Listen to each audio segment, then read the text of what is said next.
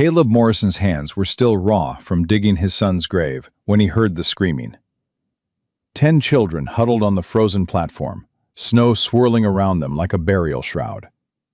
Paper tags pinned to their threadbare coats. Defiant, violent, simple, foreign, sickly, cursed, liar, wild, mute, unknown. The auctioneer's voice cut through the blizzard. "Last chance, folks. Take 'em or they freeze tonight." Caleb had buried his wife and son 8 months ago. He'd come to town for whiskey, not redemption. But when the oldest girl, 15, maybe 16, stepped in front of the others and took a grown man's blow without flinching, something inside him cracked wide open. If you want to see how one shattered man and 10 unwanted children rebuilt what the world tried to destroy, stay with me until the very end. Subscribe to my channel, hit that like button, and comment below with the city you're watching from. I want to see how far this story reaches. The snow came down sideways that morning, thick and mean, the kind that buried cattle standing up and turned men into ghosts. Caleb Morrison pulled his collar higher and kept his head low. 8 months since Martha. 8 months since little James. 8 months of waking up to silence so heavy it pressed the air from his lungs. He tied his horse outside the general store in Bitter Creek and didn't look at anyone. Didn't want to. Folks in town knew about the fever that took his family. They crossed the street when they saw him coming now. Said he carried death on his shoulders. Maybe they were right. "Doc Morrison!" He stopped. Agnes Thorne stood in her doorway, arms folded against the cold. "Mrs. Thorne? You look like hell." "Feel like it, too." "There's an orphan train at the station. Come in from the east this morning." She paused. "Thought you should know." "Why would I care about orphan trains?" Agnes didn't answer, just gave him that look. The one Martha used to give him, when she knew something he didn't. Caleb bought his supplies without speaking. Flour, coffee, whiskey. Enough to last another month of not caring whether he lived or died. The screaming started when he was halfway to his horse. The platform was chaos. 10 children. Caleb counted them without meaning to, the doctor's habit that never died. 10 small bodies pressed together against the blizzard, their coats too thin, their faces hollow with hunger and cold. A man in a bowler hat stood before them, shouting numbers over the wind. "Strong boy here! Good for mine work! Who give me $5? Beside him, a severe woman in black clutched a clipboard, her lips blue with cold. "These are the last ones," she announced. "Society can't afford to feed them anymore. Take them or leave them, but we're not bringing them back east." Caleb's eyes moved to the children, to the paper tags pinned to their chests. The oldest was a girl, 15, maybe 16. Red-brown hair whipping in the wind, jaw set like iron. Her tag read, "Defiant," in thick black letters. Behind her, pressed close, a dark-haired boy of 13. Violent. A round-faced girl with blonde curls, maybe 11. Simple. A Chinese boy, 9 or 10. 4. A small girl clutching the oldest one's coat. Sickly. Another girl, dark-eyed and watchful. Cursed. A freckled boy with clenched fists. Liar. A wild-haired girl of 7. Wild. A tiny boy who hadn't moved once. Mute. And the smallest, a golden-haired child of 3, clutching a ragged doll. Unknown. Caleb felt something twist in his chest, something that might have been rage. $5 for the big one! A rancher Caleb recognized, Silas Drucker, ran cattle south of town, pushed forward. "He'll do for the mines!" The 13-year-old boy didn't flinch, didn't react at all. His eyes were empty as a winter sky. Sold! The auctioneer grabbed the boy's arm. The oldest girl moved fast. She stepped between them, her thin body a wall. You ain't taking him nowhere. Step aside, girl. I said no. Drucker backhanded her across the face. She hit the platform hard. Blood bloomed on her lip. The smaller children screamed, and Caleb Morrison, who hadn't felt anything in 8 months, felt everything all at once. He was across the platform before he knew he'd moved. His hand closed around Drucker's wrist. Squeezed. The rancher yelped. Let him go. Who the hell? I said, let him go. Drucker's face twisted. Morrison? The dead doc? What business is this of yours? My business is you just struck a child in front of me. She ain't a child. She's property of the Children's Aid Society, and I paid— You paid for a human being. Caleb's voice dropped low. Dangerous. That what we do now in Montana? Buy and sell children? The crowd had gone quiet, watching. The woman with the clipboard stepped forward. Sir, these children are wards of the society. We have legal authority to auction them like livestock, to place them with families who can provide— Provide what? Labor? Caleb released Drucker, who stumbled backward, clutching his wrist. I saw the tags, ma'am. Defiant. Violent. Simple. You labeled these children like damaged goods. The labels are assessments, behavioral evaluations conducted by trained— By who? Caleb turned to face her fully. Who decided that boy was violent? Who decided this girl was defiant? The woman's mouth pressed thin. I don't have to explain our methods to you, sir. No, you don't. Caleb looked at the children, at the oldest girl, struggling to her feet, blood on her chin, still positioning herself between the others and danger. But I reckon actions speak louder than explanations. He reached out slowly. The girl flinched, but held her ground. Caleb unpinned the tag from her coat. Defiant. He crumpled it in his fist. Then he moved to the next child, and the next. Violent. Gone. Simple. Gone. Foreign. Gone. Sickly. Gone. Cursed. Gone. Liar. Gone. Wild. Gone. Mute. Gone. Unknown. Gone.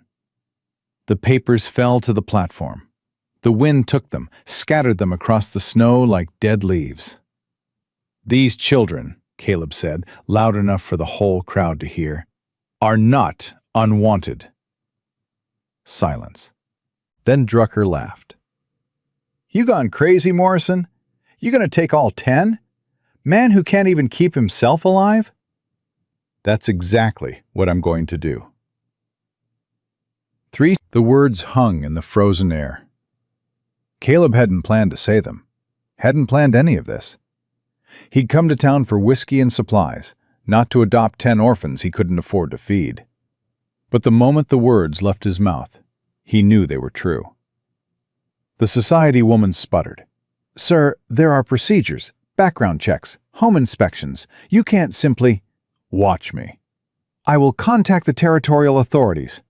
You do that, ma'am. Caleb crouched down, bringing himself eye level with the oldest girl. Up close, he could see the exhaustion carved into her young face, the weight she'd been carrying. What's your name? She stared at him. Blood still dripped from her split lip. Why? Because I'm asking. People who ask names want something. I want to call you something other than girl. A long pause. The other children pressed closer behind her, a wall of small, frightened faces. Emmeline, she said finally. Folks call me Emmy. Emmy, he let the name settle. I'm Caleb Morrison. I got a ranch about an hour north. 400 acres. Big house. Empty rooms. Why? Why what? Why would you take us? Her voice cracked. "You don't know us. You don't know what they say about us. The things we—" "I know what I saw." Caleb kept his voice steady. "I saw a girl take a blow meant for her brother. I saw children huddled together in a blizzard, protecting each other when the adults wouldn't. I saw courage, Emmy. Real courage. The kind most folks never show their whole lives." She stared at him, searching for the lie, the catch. "We've been through 11 placements," she said quietly. 11 families who promised. 11 families who gave us back. "I ain't them." "That's what they all said." "Then I'll have to prove it different." The ride back took 2 hours through the worst of the storm.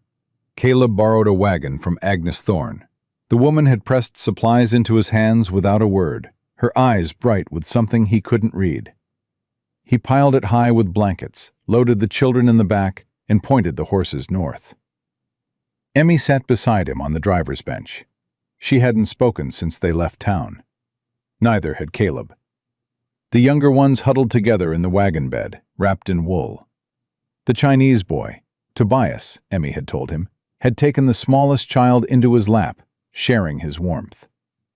The 11-year-old, Rosie, hummed softly to the crying ones. The 13-year-old, Noah, sat apart, his eyes fixed on nothing. "The boy," Caleb said finally. "Noah."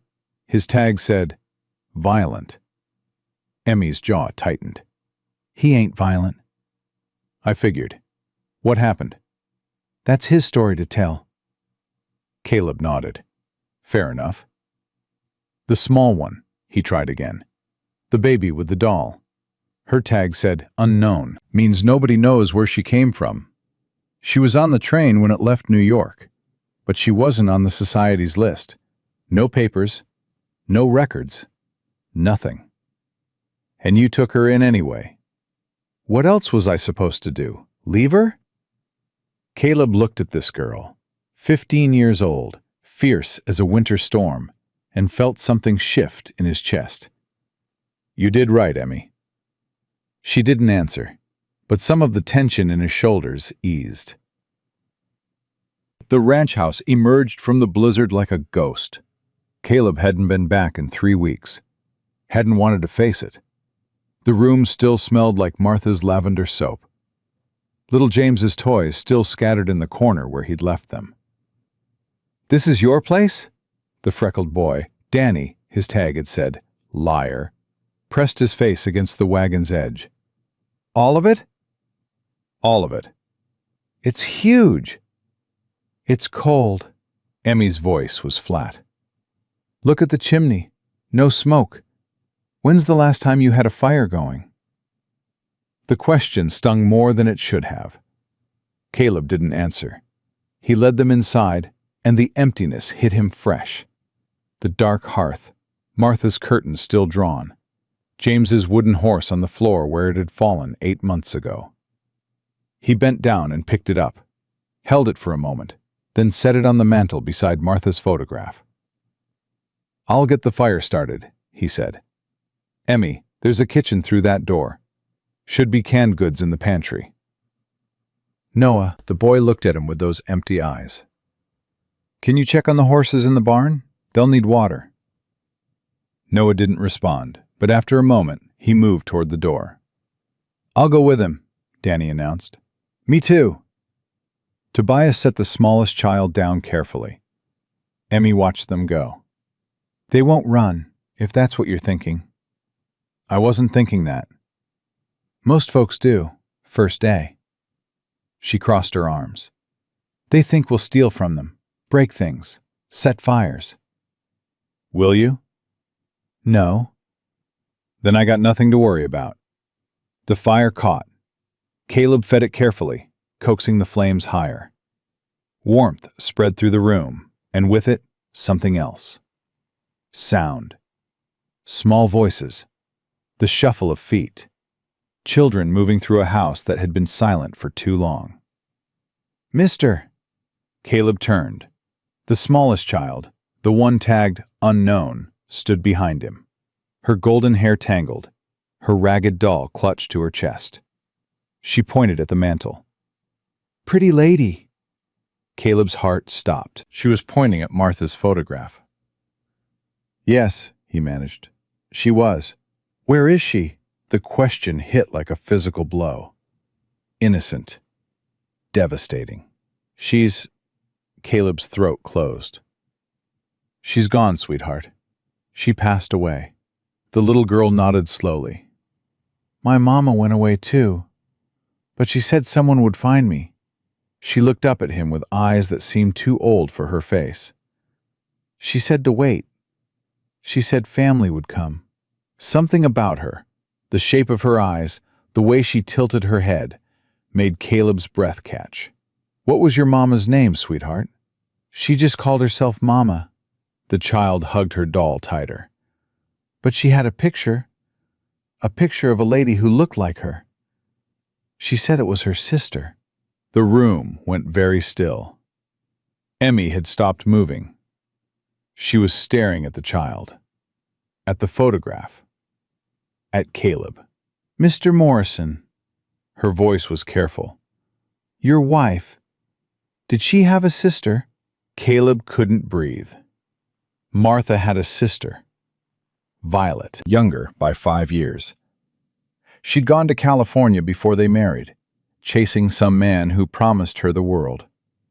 They'd lost contact when Martha got sick, when everything fell apart. And now Violet was gone too, apparently. And Violet's daughter was standing in his living room. "Oh God," Caleb whispered. He didn't sleep that night. The children were fed, beans and cornbread, all he could manage, and put to bed in rooms that hadn't been used in years. Emmy organized them with military precision, checking each one, tucking blankets, whispering reassurances. Caleb sat in the kitchen with the letter he'd found in Martha's desk. Violet's last correspondence, dated 2 years ago. "I've made mistakes, Martha. So many mistakes. But I have a daughter now. Her name is Lily. She has your eyes. I wish you could meet her. I wish—" The letter ended mid-sentence. Whatever Violet had wished, she'd never finished writing it. And now Lily, little golden-haired Lily, was upstairs sleeping in the room that should have been James's. "You're still awake?" Caleb looked up. Emmy stood in the doorway, her hair loose, her feet bare. "Couldn't sleep. The little one, Lily." Emmy crossed to the table and sat down. "She's really your wife's niece?" "I think so. The age is right." "The description in this letter," he rubbed his eyes. "Martha's sister had a daughter, named her Lily. Said she had Martha's eyes." "She does." Emmy's voice was quiet. "Have Martha's eyes, I mean. I noticed it when you showed us the photograph." Silence stretched between them. "What does this mean?" Emmy asked finally. "For the rest of us?" Caleb met her gaze. "It means nothing changes." "But she's blood. She's family." "You're all family now." He said it firmly, meant it. "I didn't take you in because of blood, Emmy. I took you in because you needed a home. That doesn't change based on who's related to who." She studied him for a long moment. "You really believe that?" "I do." "Why?" The word came out raw, wounded. "Why do you care? You buried your wife and son. You got nothing left. Why would you take on 10 strangers' children?" Caleb was quiet for a moment. "Because I spent 8 months wanting to die," he said finally. 8 months of darkness so complete I couldn't see any reason to keep going. And then I walked onto that platform and saw 10 children who'd been told they had no value, no worth, no future." He paused. "And I thought, if I can give them what they deserve, if I can prove the world was wrong about them, then maybe my life still means something." Emmy's eyes glistened. "He didn't save us because you wanted to be a hero." "No. He saved us because you needed saving too." "Yes." She was quiet for a long moment. Then, slowly, she reached across the table and put her hand over his. "Maybe we can save each other then." Caleb felt tears prick his eyes, the first tears he'd cried since Martha died. "Maybe we can." Upstairs, 10 children slept. Noah dreamed of his father's face, still and pale. He dreamed of blood. He dreamed of screaming that nobody heard. Rosie dreamed of music, her mother's voice, singing in Irish, a sound she could barely remember. Tobias dreamed of the railroad, his father's hands, calloused and strong, the day the telegram came. Danny dreamed of running, always running, never fast enough. Clara dreamed of breathing, deep, full breaths that didn't hurt. Maggie dreamed of her grandmother's house, the smell of bread, the feeling of being safe. Bess dreamed of words, all the words she couldn't say. Sophie dreamed of nothing, just darkness, peaceful and still. Tommy dreamed of voices, angry voices, and then silence. And Lily, little Lily, who had Martha's eyes, dreamed of a woman who looked like the pretty lady in the photograph. The woman held her close and whispered, "Wait. Be brave. Family will find you. Family will come." In the kitchen, Caleb Morrison sat with his dead wife's sister's child sleeping above him, and 9 other children he'd claimed as his own, and wondered what the hell he'd gotten himself into. The wind howled outside. The fire burned low. But for the first time in 8 months, Caleb Morrison had a reason to keep it burning. The first scream came before dawn. Caleb was out of bed and down the hall before his eyes fully opened. His hand found the doorframe in the darkness, and he stopped cold. Noah. The boy stood in the corner of the room, pressed against the wall, his breath coming in ragged gasps. His eyes were open, but seeing something else, something far away and terrible. "Noah," Caleb kept his voice low. "Noah, you're safe. You're in Montana. You're in my house." The boy didn't respond. His hands clawed at the wallpaper. "Don't touch him." Caleb turned. Emmy stood behind him, her face pale in the gray light. "When he's like this, don't touch him. He'll swing." "He don't mean to, but he will." "How long does it last?" "Sometimes minutes, sometimes hours." Emmy moved past Caleb, positioning herself between Noah and the door. "Noah, it's Emmy. You're here. You're with me. The bad men ain't here. They can't hurt you no more." Noah's breathing slowed. His eyes focused. He looked at Emmy, then at Caleb, and something like shame crossed his face. "I woke everyone. You didn't wake no one who matters." Emmy's voice was fierce. "You had a nightmare, that's all. Ain't nothing to be sorry for." Caleb watched the exchange. The practiced way Emmy handled it. The resignation in Noah's posture. "How many times?"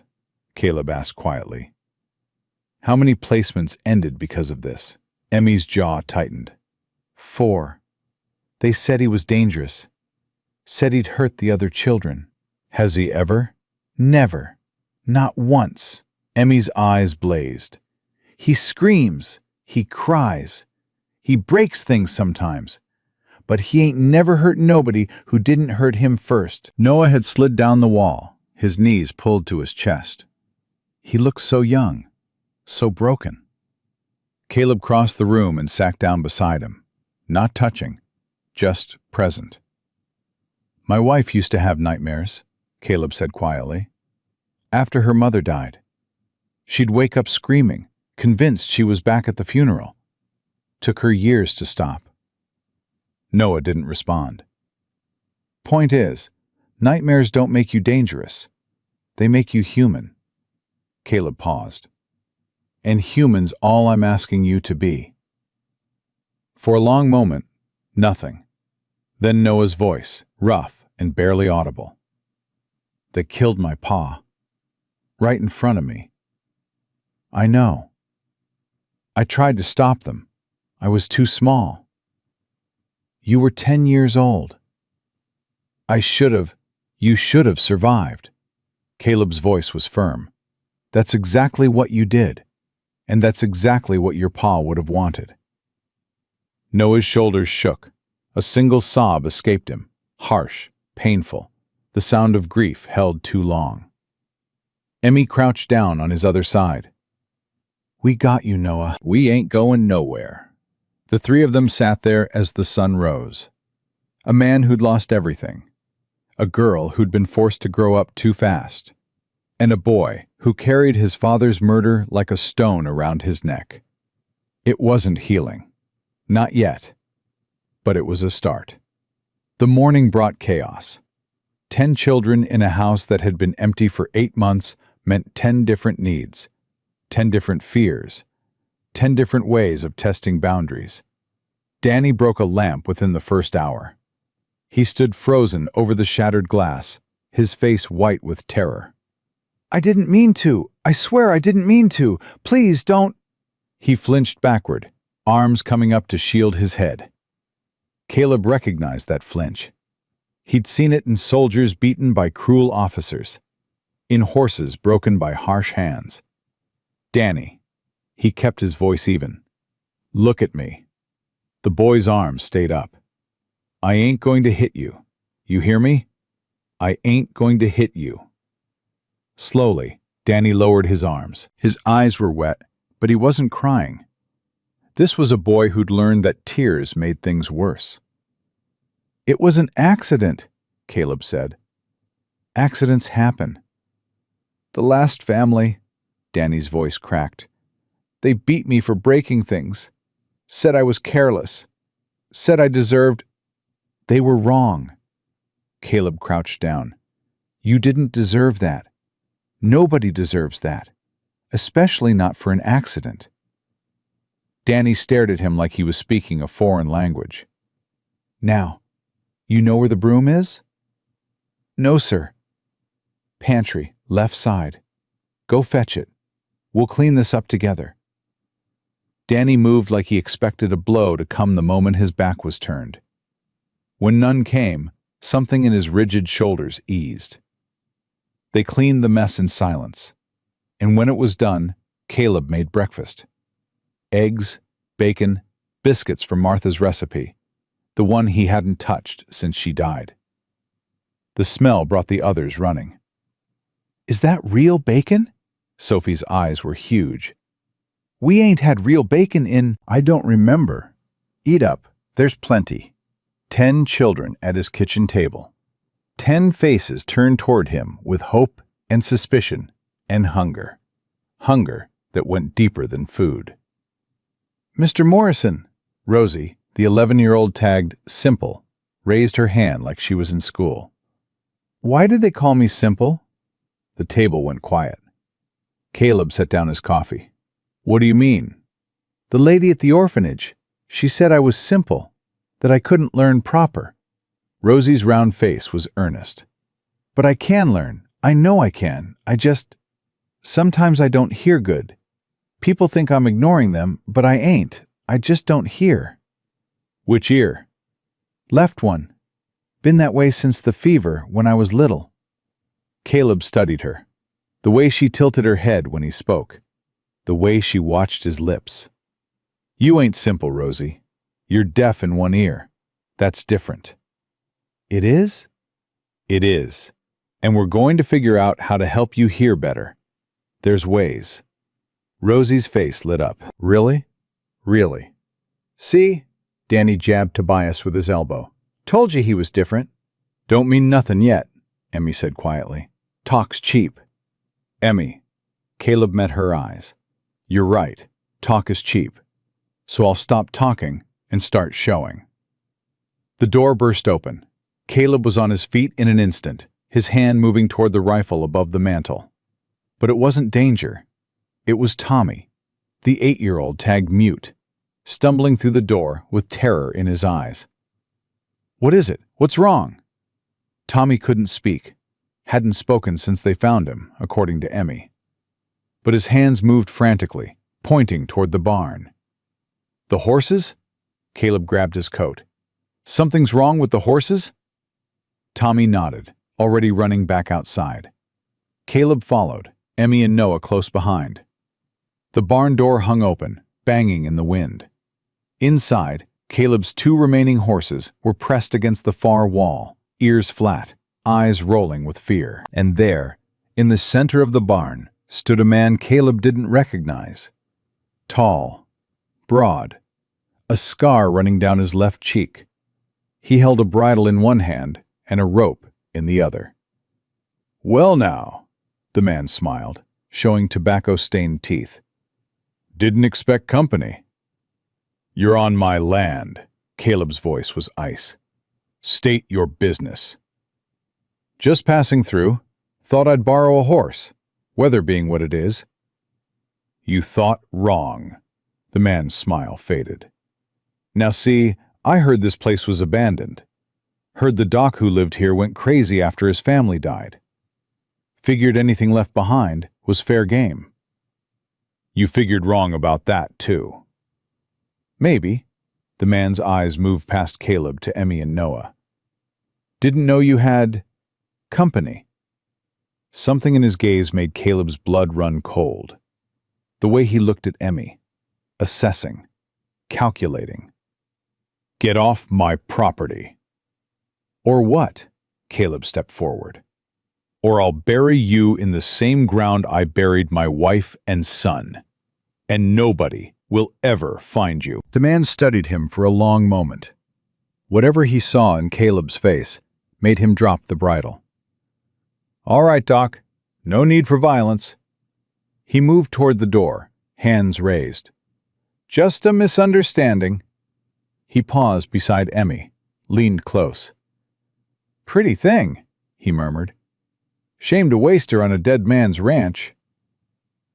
Emmy didn't flinch. "Touch me, and I'll gut you like a fish."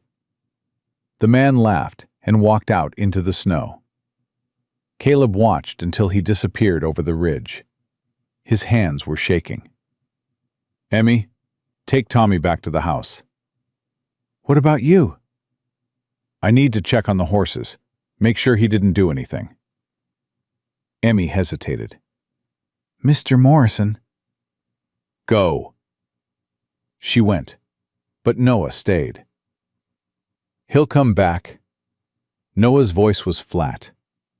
"Men like that always come back." "Maybe." "What will you do?" Caleb looked at this boy, who'd seen too much violence already, who carried his father's murder in his eyes. "Whatever I have to." The rest of the morning passed in tense silence. Caleb reinforced the barn doors, checked every window in the house, and loaded the rifle he kept above the mantel. "You think he was alone?" Emmy asked, watching him work. "I don't know." "There's been talk, on the train coming west, stories about gangs targeting remote homesteads, killing the men, taking the women and children." "I've heard the same stories." "Are they true?" Caleb paused. "Some of them." Emmy's face was pale, but her voice was steady. "What do we do?" "We stay alert, we stay together, and we don't let anyone get between us and these children." "Even if it means—" "Even then." Emmy nodded slowly. "My pa used to say the same thing, before he left us." "Your pa left?" "Walked out one morning when I was 11. Mama was already sick. He couldn't handle it." Emmy's jaw tightened. "Said he was going for supplies. Never came back." "I'm sorry." "Don't be. I'm not." She met his eyes. "Men leave. That's what they do. I stopped expecting different a long time ago." "Emmy." "I ain't saying you'll leave. I'm saying I won't be surprised if you do." She turned away. "That's all." Caleb watched her go, his chest aching with something he couldn't name. The afternoon brought another crisis. Clara, the 6-year-old tagged sickly, collapsed in the kitchen, her breath coming in short, agonizing wheezes. "She can't breathe!" Rosie screamed. "Mr. Morrison, she can't breathe!" Caleb was at her side in an instant. Her lips were turning blue. Her small chest heaved with effort. "Asthma," he said. "Get me hot water, now." Emmy flew to the stove. The other children pressed back, terrified. "Is she dying?" Lily clutched her doll, her face white. "Is Clara dying?" No.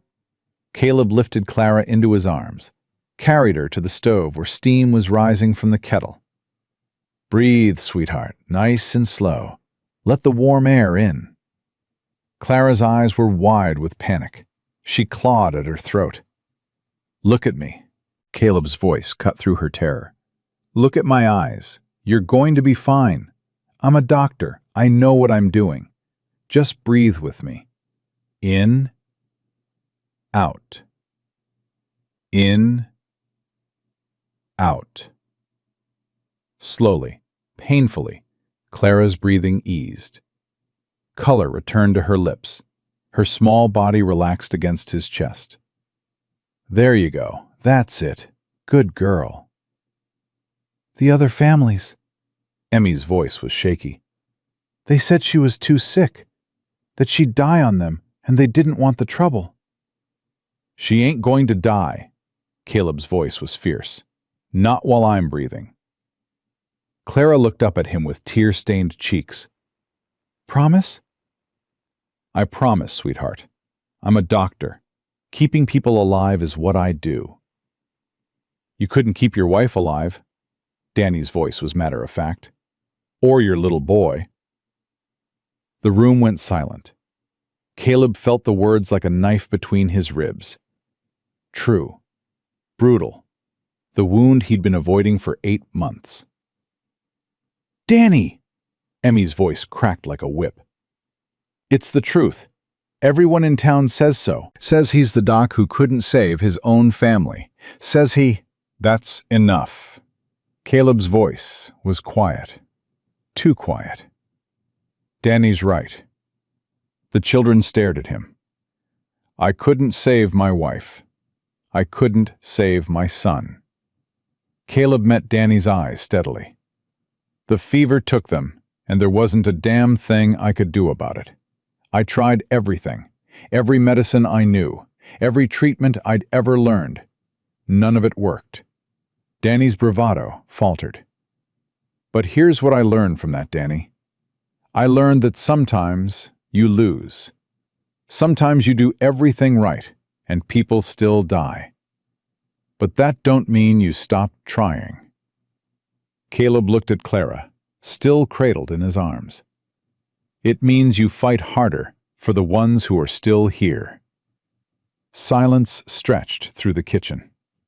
Then Danny's face crumpled. "I'm sorry. I didn't mean...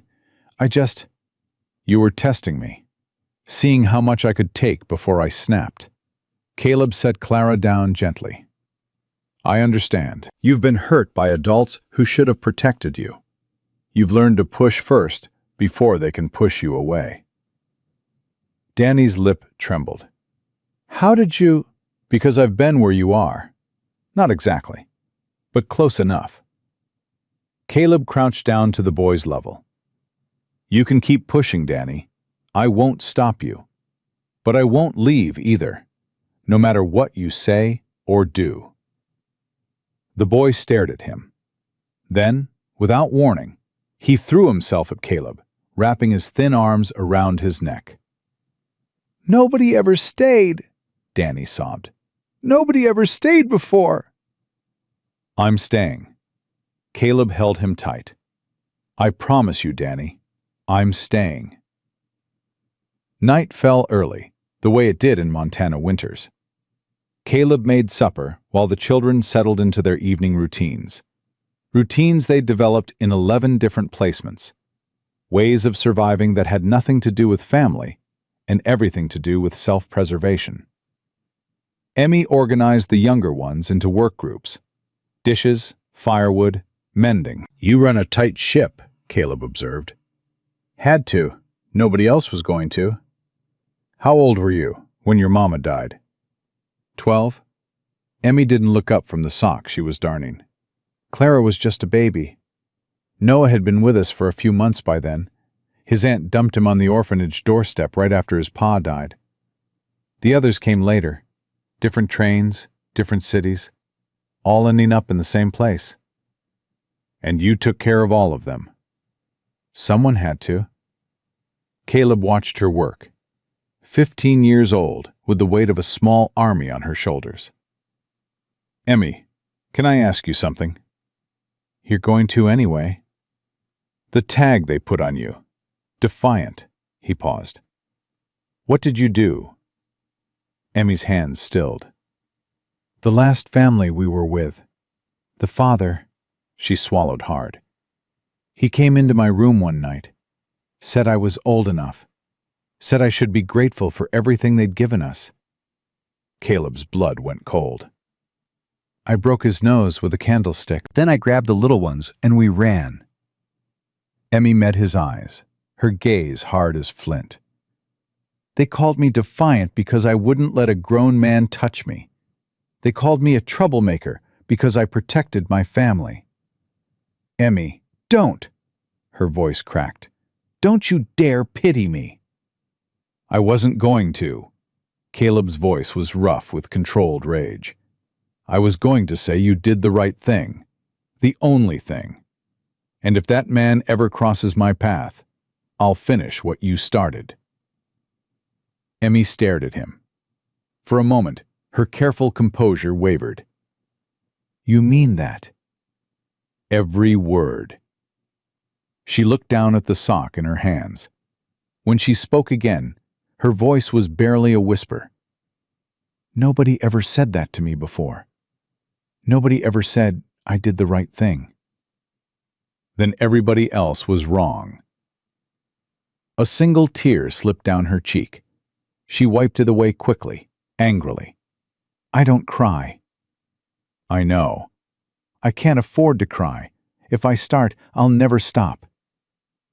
Maybe someday you won't have to hold it in anymore. Caleb reached out slowly, giving her time to pull away. She didn't. He put his hand on her shoulder. Maybe someday you'll have someone to hold you while you fall apart. Emmy's breath hitched. Is that what you want? Someone to hold you while you fall apart? I don't know what I want anymore. She looked up at him with eyes too old for her face. I've been surviving so long. I forgot there was anything else. There is. Caleb squeezed her shoulder gently.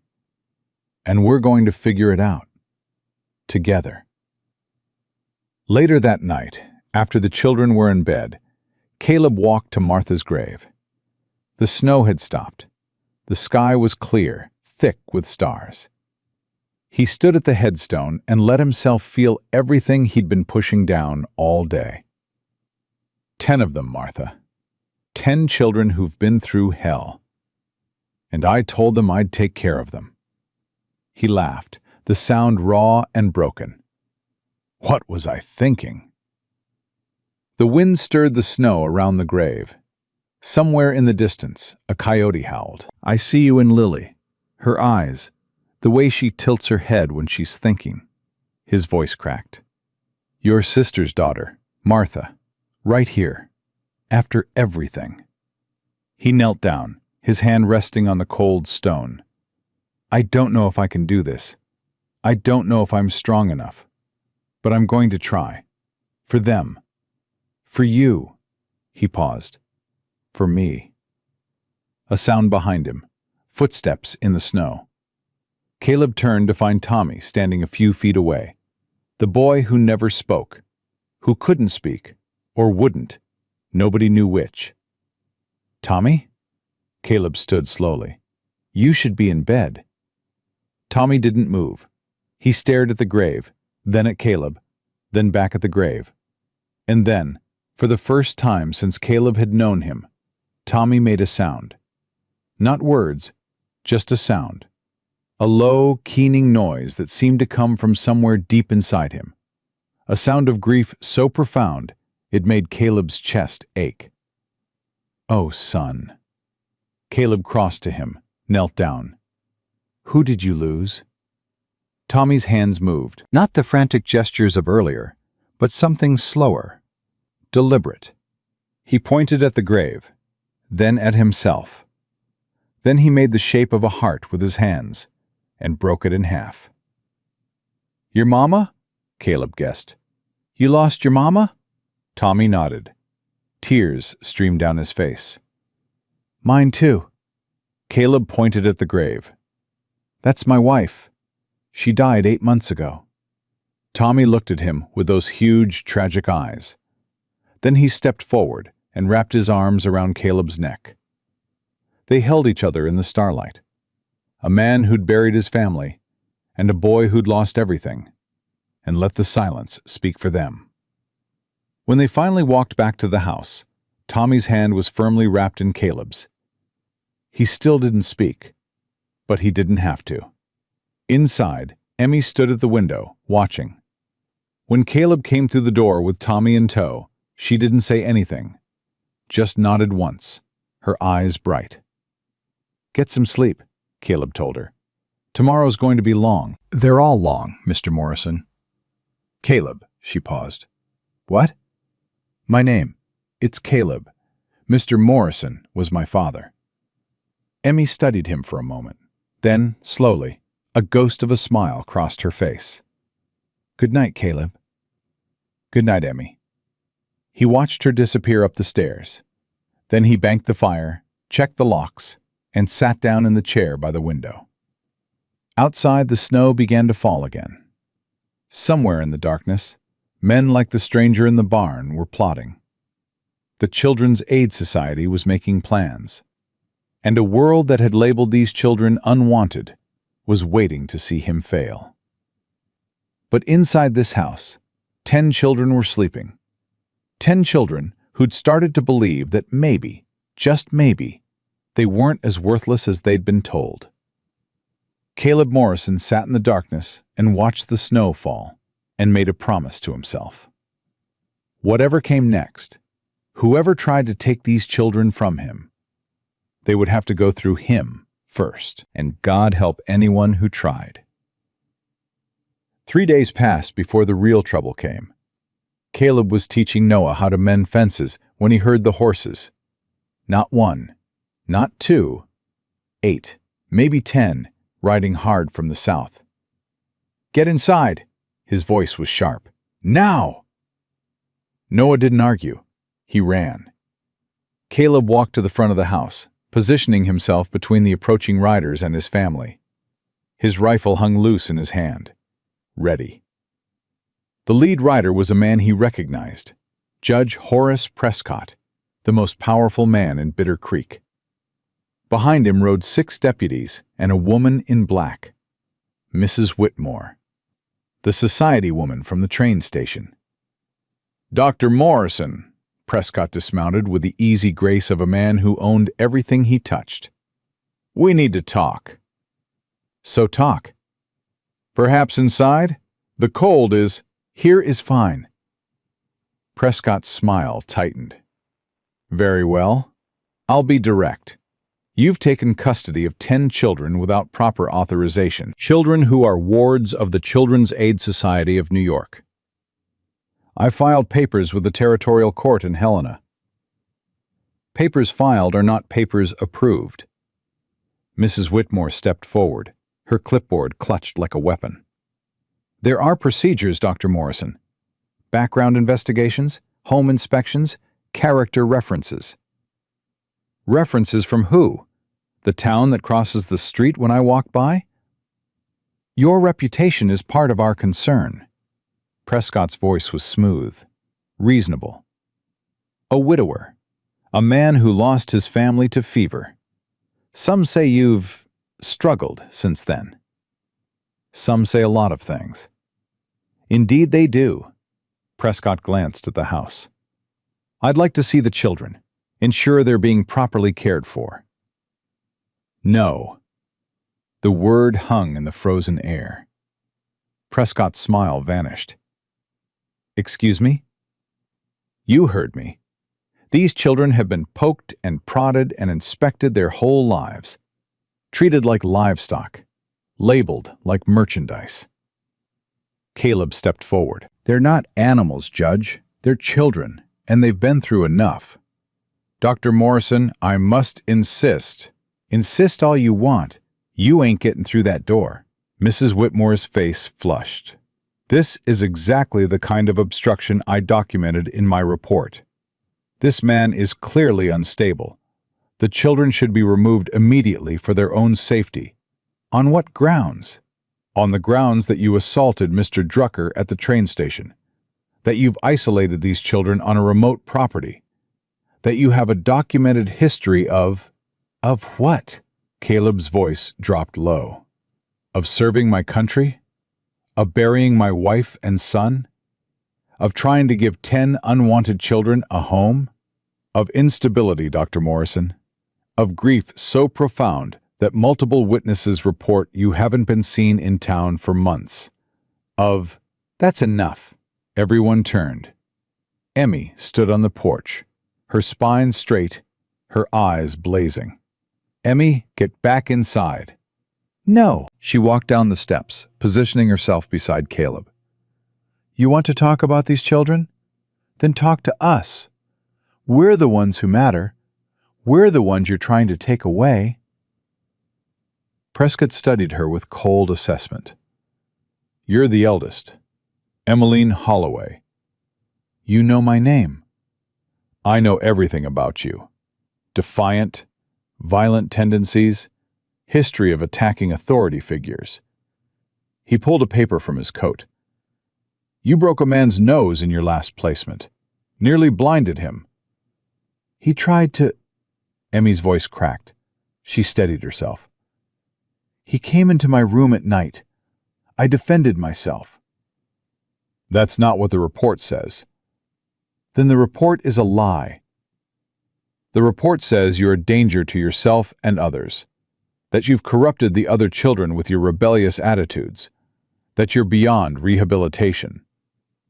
Caleb felt rage building in his chest. Judge, I don't know what game you're playing, but... No game, Dr. Morrison. Simply facts. Prescott's smile returned. Here's another fact. I have authority over child welfare in this territory.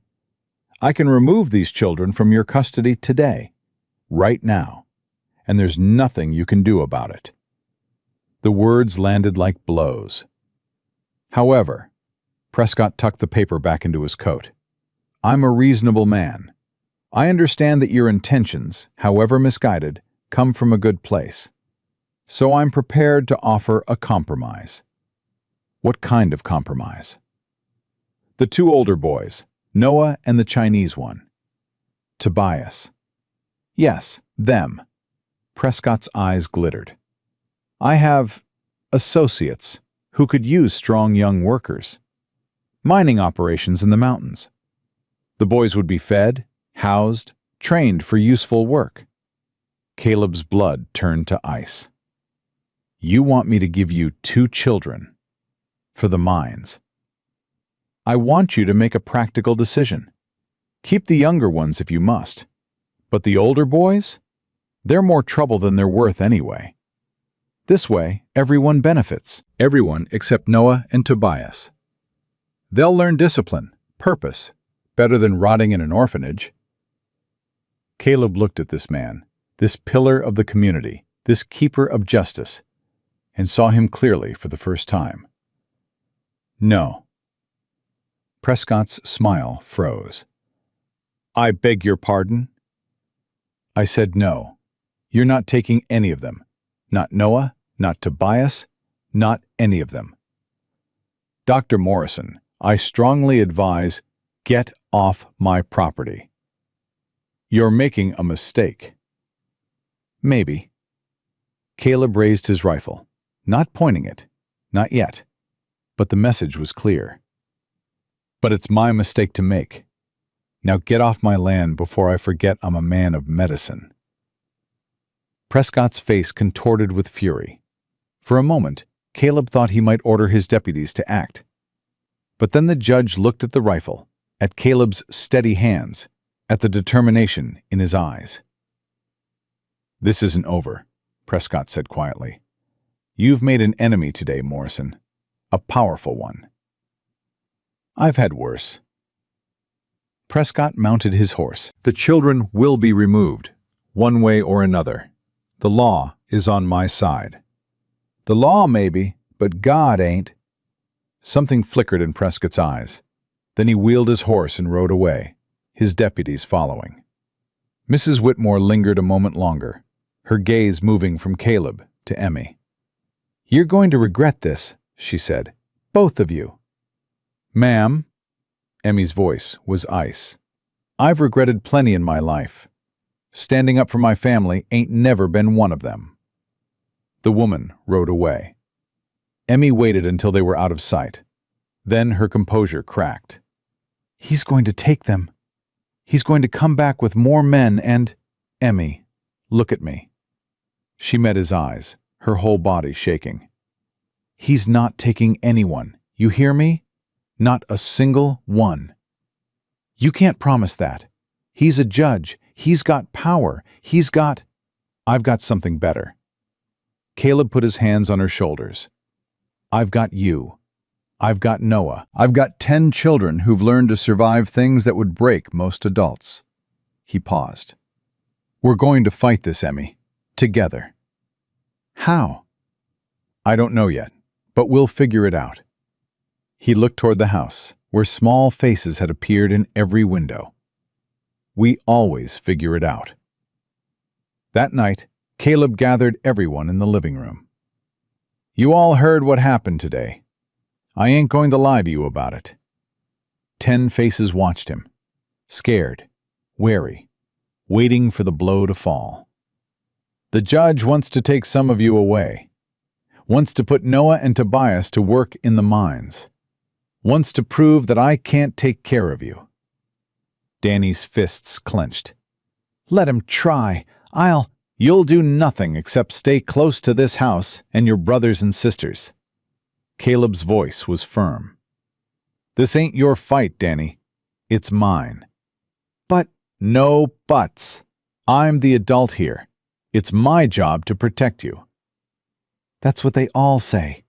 Emmy's voice was bitter. "Right before they hand us over." The words stung. "Emmy, no, you need to hear this."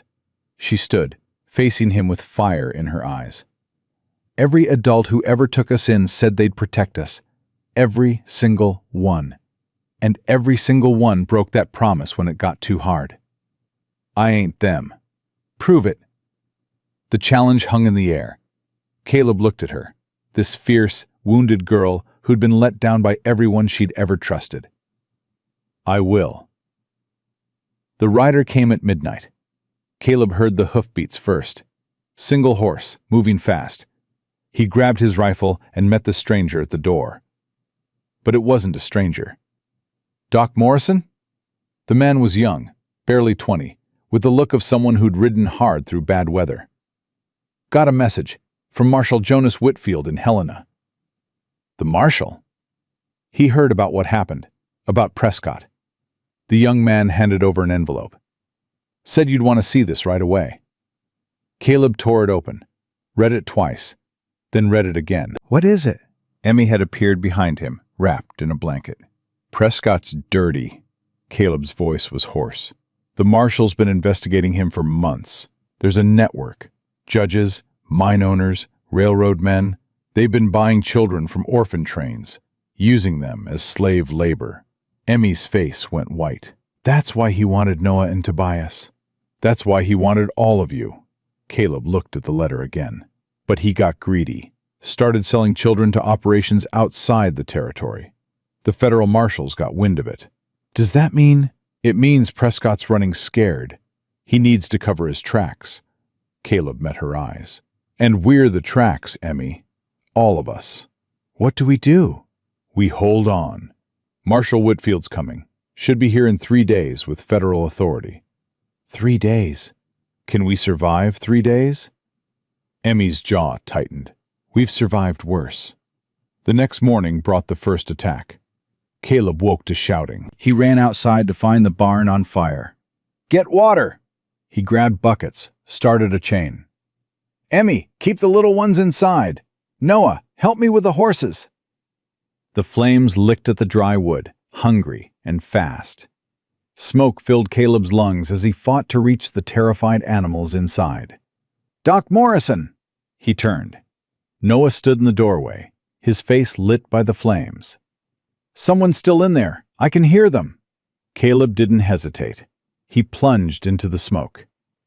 The heat was unbearable. His eyes streamed, his lungs burned. But he kept moving, kept searching, until his hand found something small and warm. Clara. She was huddled in the corner, barely breathing, her tiny body racked with coughs. "I got you, sweetheart. I got you." He wrapped her in his coat and ran. The beam gave way 3 seconds after he cleared the door. "Clara!" Rosie screamed. "Is she—" "She's alive." Caleb laid her on the ground, checked her breathing. Ragged, but steady. "The smoke. She needs steam." Emmy was already there with the kettle. They worked together, Caleb holding Clara while Emmy held the steam close to her face. "That's it, sweetheart. Breathe. Nice and slow." Clara's coughs eased. Her eyes fluttered open. "Mr. Caleb?" "I'm here, baby girl. I'm right here." "The bad men." Her voice was barely a whisper. "They set the fire. I saw them. I tried to stop them, but—" "You saw them?" Clara nodded weakly. 3 of them. With torches. I followed them because I heard noises and—" "You could have died." Caleb's voice cracked. "Clara, you could have—" "But I didn't." She looked up at him with eyes too old for her face. "Because you came for me. Like you promised." Caleb couldn't speak. He just held her close and let his tears fall into her hair. They saved the barn. Barely. But the message was clear. Prescott's getting desperate. Caleb stood with Emmy, surveying the damage. He knows the marshals are coming. He's trying to scare us off. "It's working." Emmy's voice was tight. "The little ones are terrified. Danny won't stop crying. Even Noah looks scared." "Good." "Good?" "Fear keeps you sharp. Fear keeps you alive." Caleb turned to face her. "We've got 2 days, Emmy. 2 days until the marshal arrives. We just have to hold on." "And if we can't?" "Then we die fighting." He met her eyes. "But we don't give up. We don't hand anyone over. Whatever happens, we face it together." Emmy stared at him for a long moment. Then, slowly, she nodded. "Together." That night, Caleb gathered the children once more. "I know you're scared. I'm scared too." The admission rippled through the room. "Mr. Caleb?" Danny's voice was small. "You're scared?" "Course I am. Only fools ain't scared when there's real danger." Caleb looked at each of them in turn. "But here's what I've learned about fear. It don't have to stop you. It can drive you if you let it. Make you stronger. Make you fight harder." "What if we can't fight?" Clara's voice was still hoarse from the smoke. "What if we're too small?" "Nobody's too small to matter. You proved that tonight, Clara. You saw those men when nobody else did. That's brave." "It was stupid." Emmy's voice was sharp. "She almost died." "She almost died trying to protect her family." Caleb's voice was gentle but firm. "That ain't stupid. That's love." Clara's eyes filled with tears. "Really?" "Really." Tobias raised his hand. "Mr. Caleb, can I say something?" "Course you can." The Chinese boy stood, his face solemn. "My pa used to work on the railroad. He died when the tunnel collapsed. Everyone said he was just a coolie, just another dead Chinaman. Nobody cared." The room went quiet. "But I cared, and my ma cared, before she got sick. And now—" Tobias looked around at the other children. "Now I have brothers and sisters who care. That's more than I ever thought I'd have." "Tobias, I ain't finished." The boy's voice strengthened. What I'm trying to say is, I'll fight. For this family. I don't care if Prescott has 100 men. He ain't taking me. He ain't taking any of us. Me too. Noah's rusty voice cut through the room. I'll fight. And me. Danny stood up, his small fists clenched. One by one they rose. Rosie, Maggie, Bess, Sophie, even little Tommy, who couldn't speak but could stand. Emmy was last. She looked at Caleb with something new in her eyes, something that might have been hope. I guess we're all in. Caleb felt his throat tighten. I guess we are. Lily tugged at his sleeve. He looked down at the golden-haired child who had his wife's eyes. Papa? The word, she'd never called him that before, hit him like a thunderbolt. Yes, sweetheart? Are we really a family now? Like a real family? Caleb knelt down, taking her small hands in his. We're really a family, Lily. Not because of blood, not because of papers, because we chose each other. He looked up at the others. Every single one of us. We chose this. Forever? Forever. Lily smiled, that bright, trusting smile that broke his heart and healed it at the same time. Good, because I don't want another family. She wrapped her arms around his neck. I want this one. The next 36 hours were the longest of Caleb's life. He set watches. Emmy and Noah took turns at night. During the day, the older children rotated through lookout posts while Caleb reinforced every door and window. We're like a fortress, Danny observed, not unhappily. That's the idea. The attacks came in waves. A shot through a window in the middle of the night.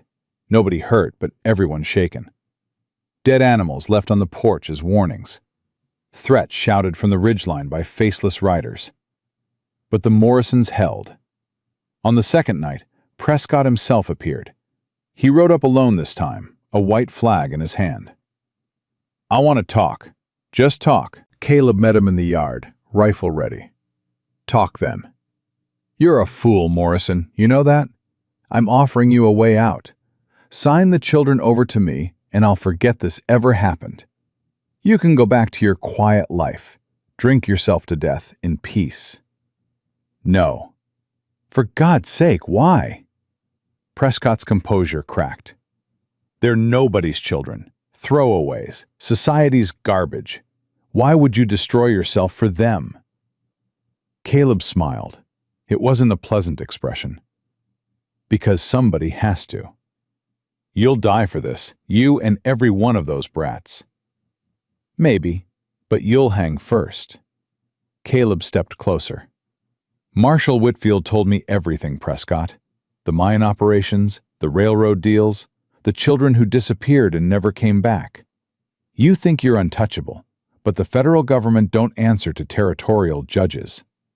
Prescott's face went white. You're bluffing. Am I? Caleb raised his voice. Emmy, read the judge his charges. Emmy appeared on the porch, a paper in her hands. Horace Prescott, wanted for child trafficking, conspiracy to commit murder, corruption of public office, fraud, theft. She looked up, her eyes hard. Should I keep going? Prescott's hand moved toward his gun. I wouldn't. Caleb's rifle was already trained on his chest. I ain't missed a shot since before the war. You want to test me? For a long moment, nobody moved. Then Prescott's shoulders slumped. What do you want? I want you gone. I want you to ride away and never come back. When the marshals get here, I want you far enough away that they have to chase you. And if I don't, then I'll kill you right here and take my chances with the law. Prescott stared at him. Whatever he saw in Caleb's eyes made him believe it. This ain't over, Morrison. Yeah, it is. Caleb lowered his rifle slightly. Now get off my land. Prescott rode away. Emmy came down from the porch, her whole body trembling. Is it really over? For now, Caleb put his arm around her. The marshal will be here by morning. We just have to make it through one more night. One more night. Emmy leaned against him, the first time she'd ever allowed herself to need support. We can do that. We can do anything. Caleb looked at the house, where 9 other faces were pressed against the windows. We're Morrisons now. All of us. Is that what we are? If you want to be. Emmy was quiet for a long moment. Then, slowly, she nodded. Yeah, I think I'd like that. They walked back to the house together, shoulder to shoulder, as the last light faded from the sky. One more night. One more night, and everything would change. Inside, 10 children waited. 10 unwanted, unlabeled, unforgotten children who had found each other in the darkness and refused to let go. They were a family now, and families protect their own. The attack came at 3 in the morning. Caleb heard the glass shatter before he heard the gunshot. He rolled off the bed, grabbed his rifle, and hit the floor running. Everyone down! Get to the cellar! Emmy was already moving. She had the younger children lined up, pushing them toward the trap door in the kitchen. Noah covered the back windows. Danny crouched by the front door with a kitchen knife. Too young to fight, too stubborn to hide. Danny, get down there with the others.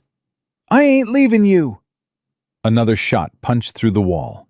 Splinters flew. That's an order. You ain't my pa. No, I'm the man who's going to keep you alive. Caleb grabbed him by the collar and shoved him toward the cellar. Now move! Danny went, cursing, but he went. Caleb counted the muzzle flashes through the windows.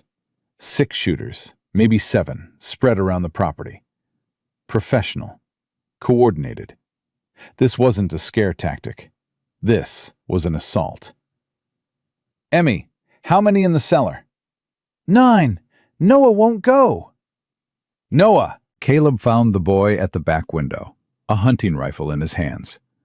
I told you to! I know how to shoot! Noah's voice was flat, steady. My pa taught me before they killed him. Another volley of gunfire. Caleb ducked. This ain't your fight, son. The hell it ain't! Noah met his eyes. They want to take us, use us, break us. He raised the rifle. I ain't being broken again. Caleb wanted to argue, wanted to protect this boy from more violence, more trauma, more scars. But there wasn't time. Cover the back. Don't fire unless you've got a clear shot. And Noah. Yeah? Don't die. Something that might have been a smile crossed Noah's face. Same to you. The next hour was chaos. Caleb moved through the house, returning fire, checking positions, trying to keep track of enemies he couldn't see. The shooters were careful, staying in the darkness, probing for weaknesses. They're testing us, Emmy said. She'd refused to go to the cellar, stationed herself by the kitchen window with a cast-iron skillet in her hands. Seeing how we react. Smart girl. I've seen this before. At the orphanage in St. Louis. A gang tried to raid the place. The adults ran, left us to fend for ourselves. What happened? We fought back, threw everything we had at them. Emmy's jaw tightened. 3 of us died, but the gang left. Caleb looked at her, 15 years old, already a veteran of wars she should never have known. Emmy, I need you to do something. What? If I fall, don't. If I fall, you take the children and run.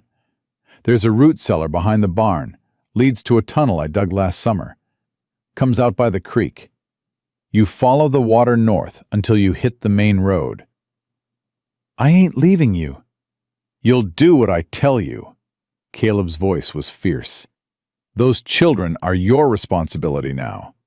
Mine too, but if I'm gone, they're yours. You hear me? You keep them safe, whatever it takes. Emmy's eyes glistened. You ain't dying tonight. Probably not, but just in case. I hear you. She gripped the skillet tighter. I hear you, Caleb. It was the first time she'd used his name without prompting. The gunfire stopped at 4. Caleb waited, every muscle tensed, listening for footsteps, for whispers, for the sound of men moving in the darkness. Nothing. They're regrouping, Noah said from his position, planning something. Or waiting for dawn. Why? Because they want to see our faces when they come for us. Caleb checked his ammunition. Half a box left. Not enough. They want us to know exactly who's taking us down. Prescott? Has to be. He's desperate. The marshals are coming, and he knows it. A sound from the cellar. The trap door creaking open. Danny's face appeared. Mr. Caleb, Clara's having trouble breathing again. The smoke from the lanterns. Caleb's blood ran cold. Emmy, go.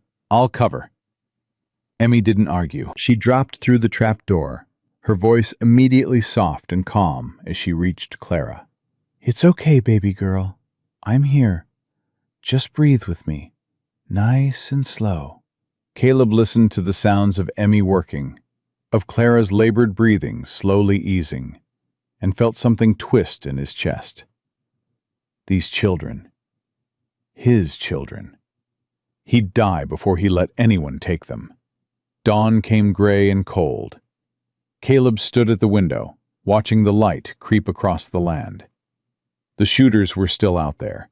He could see their tracks in the snow, but they'd pulled back, waiting. Mr. Caleb? He turned. Tobias stood behind him, his face pale but determined. What is it, son? I've been thinking, the boy hesitated, about what you said, about family being something you choose. Yeah? My pa chose us, me and my ma. He could have stayed in China, where people looked like him, where he belonged.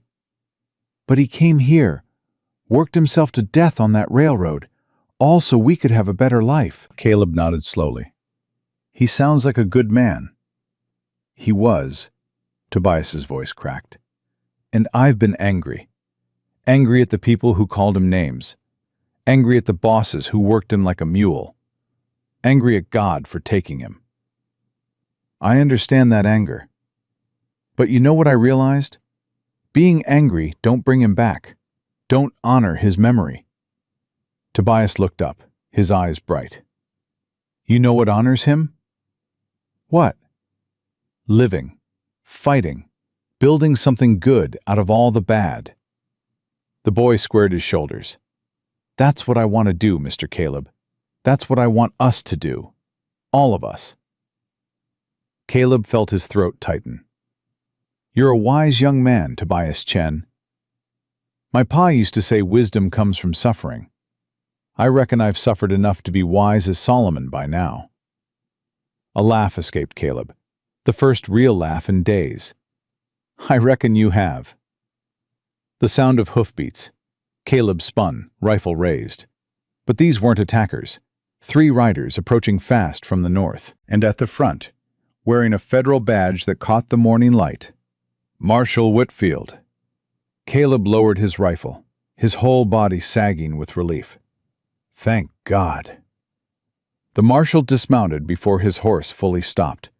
He was a tall man, dark-skinned, with eyes that had seen too much and hands that knew how to handle a gun.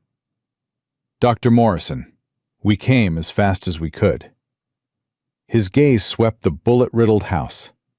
Looks like we almost came too late. Almost don't count. Caleb gripped the man's hand. You're here now. That's what matters. Prescott? He was here last night. Don't know where he went. We passed a group of riders heading south about an hour ago, riding hard. Whitfield's jaw tightened. We'll track them down. But first, I need to see the children. Make sure everyone's accounted for. Caleb led him inside. Emmy had brought everyone up from the cellar. 10 faces turned toward the marshal, wary and watchful. Children. Whitfield removed his hat. I'm Marshal Jonas Whitfield. I work for the United States government. I'm here to make sure you're safe. Nobody spoke.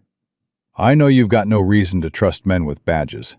I know the law hasn't always been kind to you. Whitfield's voice was gentle. But I've got children of my own, 3 girls, back in Helena.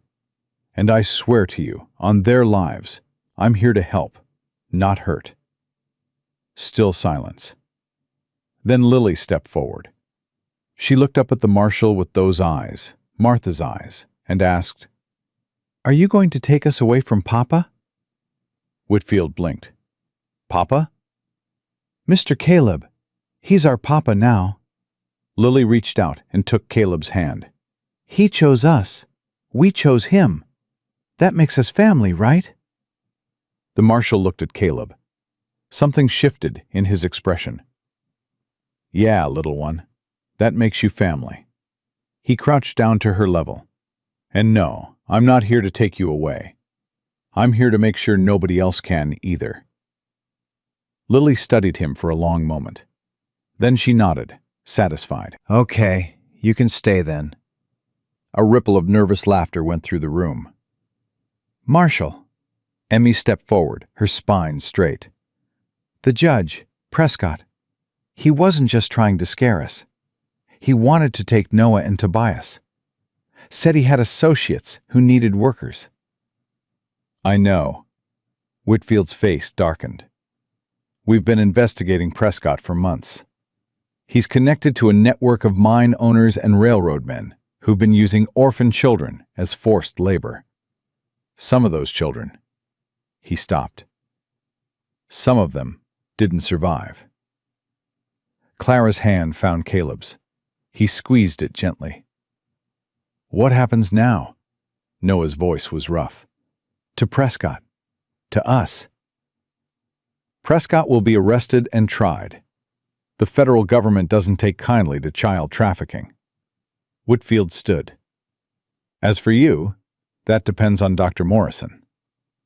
All eyes turned to Caleb. What do you mean? I mean the Children's Aid Society has officially released these children from their custody. The Territorial Court in Helena has reviewed your guardianship petition. Whitfield reached into his coat and pulled out an envelope. This came through yesterday. Caleb took the envelope. His hands were shaking. What is it? Emmy's voice was barely above a whisper. Caleb opened it, read the words, read them again. It's the approval. Full guardianship. All 10 of you. His voice broke. It's official. You're mine. The room erupted. Danny whooped. Sophie burst into tears. Rosie grabbed Tobias and hugged him so hard he nearly fell over. Clara clung to Caleb's leg, sobbing with joy. Emmy stood frozen, her face a mask of disbelief. Emmy? Caleb reached for her. Did you hear? It's done. Nobody can take you away now. I heard. Her voice was strange, distant. I never thought what? Never thought I'd have a home again. The words came out raw, broken. A real home. With a real... She couldn't finish. Caleb pulled her into his arms. You've got a home, Emmy. You've got a family. And you've got a father who loves you. He held her tight as she trembled against him. All of you. Every single one. I love you. Do you hear me? I love you. Emmy's composure shattered. She sobbed into his chest. Great, heaving sobs that seemed to come from somewhere deeper than grief. All the years of holding everything together, of being strong, of never letting herself need anyone, it all came pouring out. It's okay. Caleb stroked her hair. Let it go, sweetheart. I've got you. I've got all of you. One by one, the other children joined the embrace. Noah, who never touched anyone, wrapped his arms around Emmy's shoulders. Danny pressed himself against Caleb's side. Clara and Lily clung to his legs. Tobias, Rosie, Maggie, Bess, Sophie, All of them, piling on, holding tight, a tangle of arms and tears and joy. Even Tommy, the boy who never spoke, pressed his small body into the mass of children and let out a sound. Not words, but something close. A noise of belonging, of home.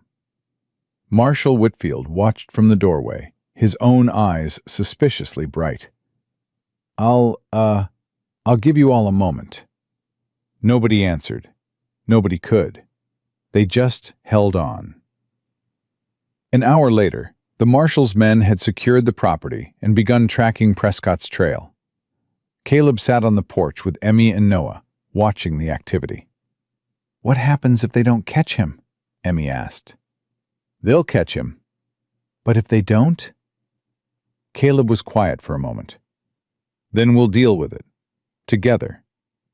"You really think we can?" Noah's voice was uncertain. "Deal with whatever comes?" "I think we already have." Caleb looked at them, his eldest children, his partners in survival.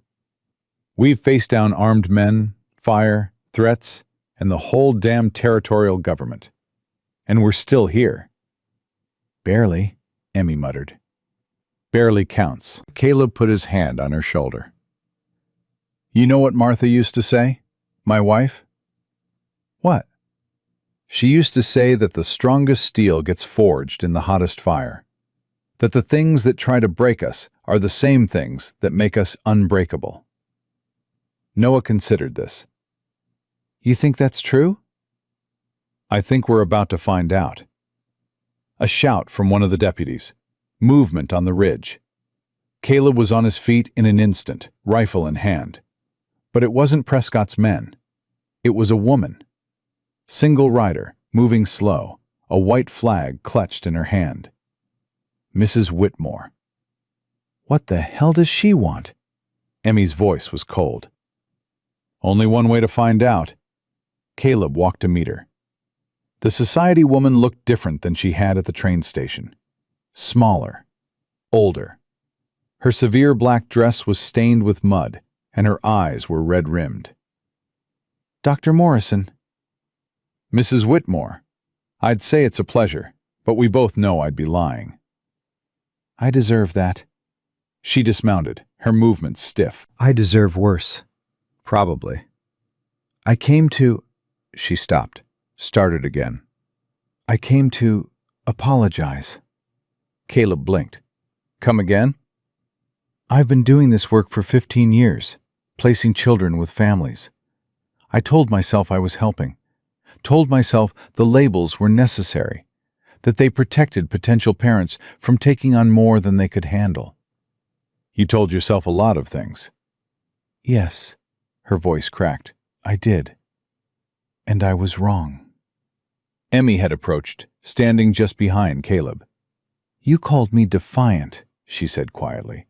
"You wrote in your report that I was beyond rehabilitation, that no family would ever want me." Mrs. Whitmore flinched. "I know." "Do you know what that word did to me? Every time someone read that label, they'd look at me different, like I was damaged goods, like I was already broken before they even gave me a chance." "I'm sorry." "Sorry don't fix it." "No, it doesn't." Mrs. Whitmore reached into her bag and pulled out a stack of papers. "But maybe this will help." She handed them to Caleb. "What are these?" "Records. Every child I've placed in the last 5 years. Names, locations, families." Her voice hardened. "Some of those placements were legitimate. Good families who wanted to help. But some of them," she swallowed, "some of them were Prescott's people. I didn't know. Or maybe I didn't want to know." Caleb flipped through the pages. Dozens of names. Dozens of children. "You're giving us evidence." "I'm giving you the truth. What you do with it is up to you. The marshals have already received copies, but I wanted you to see it first." Mrs. Whitmore looked at Emmy. "I wanted you to know that those children, the ones I failed, they're going to be found. They're going to be brought home." Emmy was quiet for a long moment. Then she asked, "Why?" "Because of you." The woman's composure finally broke. Tears spilled down her weathered cheeks. Because I watched you stand up to men twice your size to protect your family. Because I saw the way these children look at Dr. Morrison, like he's the first adult who's ever actually seen them. She wiped her eyes. Because I remembered why I started this work in the first place. Before the bureaucracy, before the labels, before I became part of the machine I was supposed to be fighting. Nobody spoke. Then Emmy stepped forward. "I ain't going to forgive you." Her voice was steady. "Not yet. Maybe not ever. You hurt a lot of children with your labels. Broke a lot of spirits." Mrs. Whitmore nodded, accepting the judgment. "But," Emmy paused, "what you're doing now? Trying to make it right? That matters. That counts for something." "Thank you." "Don't thank me. Just do better." Emmy turned and walked back to the house. "And for God's sake, stop labeling children." Mrs. Whitmore watched her go. "She's remarkable," she said quietly. "They all are." "I know." Caleb tucked the papers into his coat. "Now, if you'll excuse me, I've got a family to take care of." That evening, the Morrison household gathered for dinner. It was chaos. Beautiful, wonderful chaos. Danny and Tobias argued over the last biscuit. Sophie spilled milk on Maggie's dress.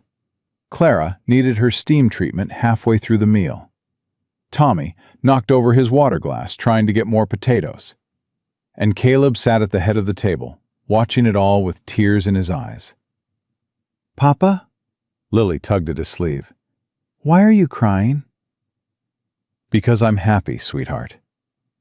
"You cry when you're happy?" "Sometimes.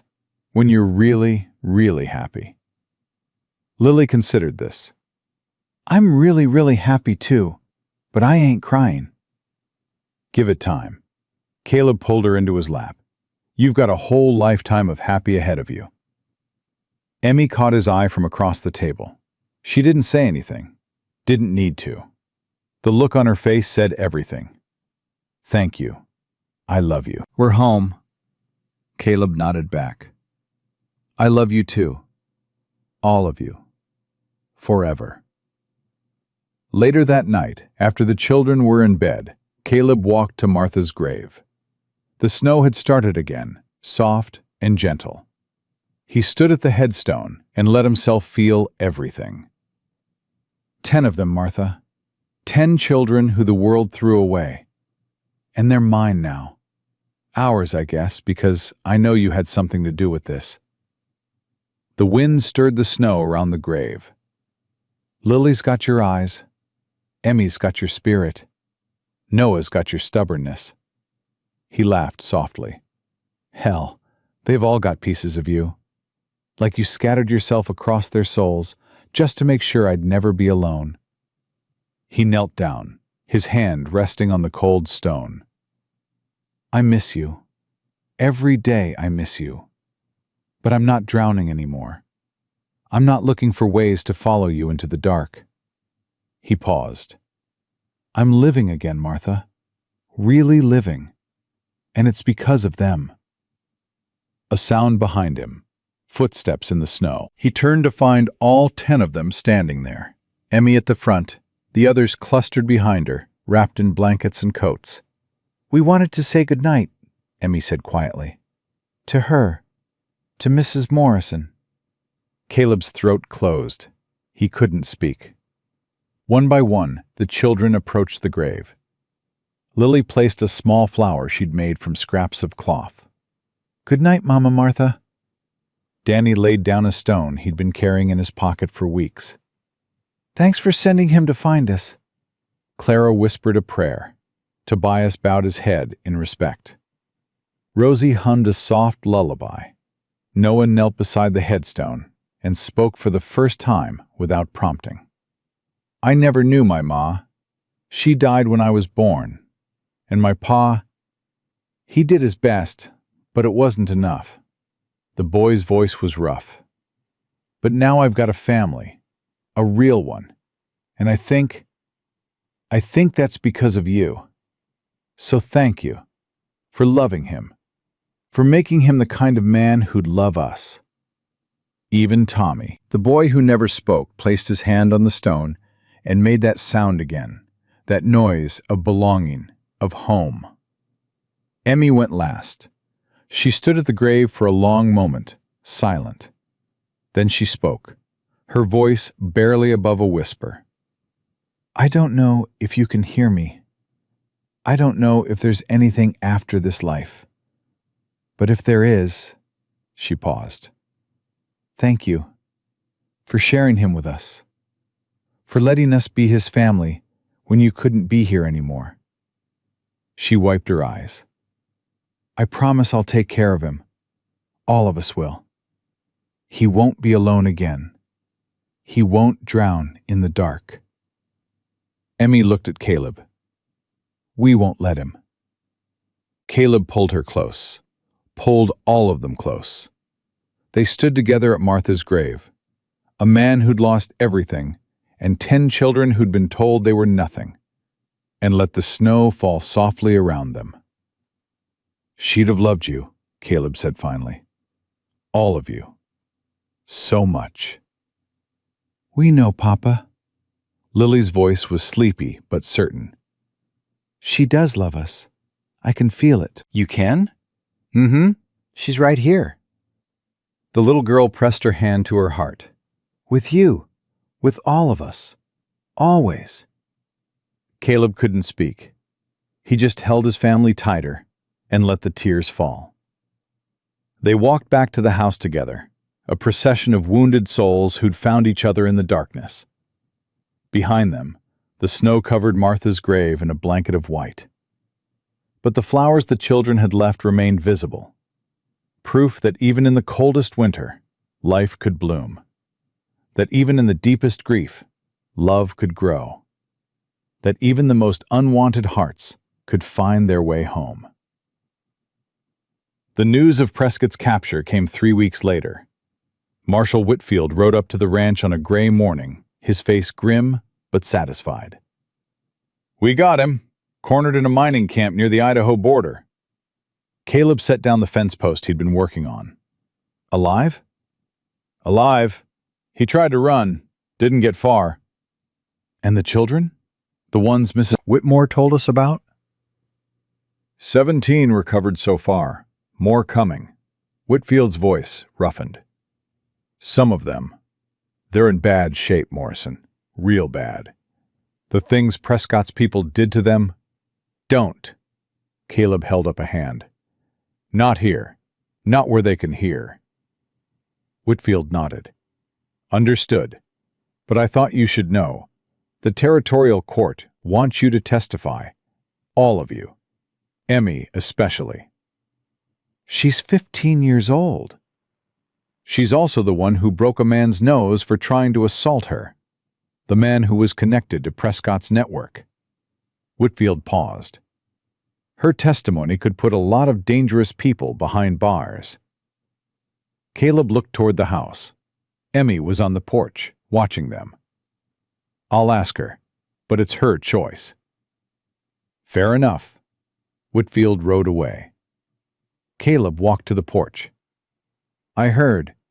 Emmy's voice was steady. I'll do it. You don't have to. Yeah, I do. She met his eyes.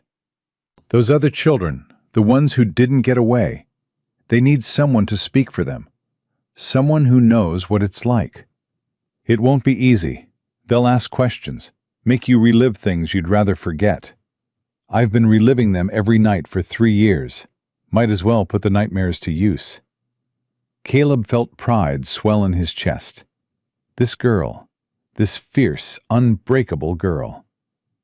You're remarkable, you know that? Emmy's cheeks flushed. I'm just doing what needs to be done. That's what remarkable people always say. The trial took place in Helena, in a courtroom packed with spectators. Caleb sat in the front row with the children. All 10 of them, scrubbed clean and dressed in their best clothes. Agnes Thorne had made the trip from Bitter Creek to help watch the younger ones. Emmy took the stand with her spine straight and her chin high. "State your name for the record." "Emmeline Grace Morrison." She glanced at Caleb. "Formerly Holloway." A murmur rippled through the courtroom. The judge called for order. "Miss Morrison, can you describe what happened on the night of October 14th, 1877? Emmy's hands trembled slightly, but her voice was clear. "I was staying with the Hendricks family in St. Louis. There were 6 of us, me and 5 younger children I'd been taking care of since the orphanage.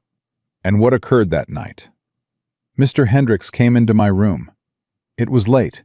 Everyone else was asleep." Emmy paused. "He said I was old enough. Said I should be grateful for everything they'd given us." The courtroom went silent.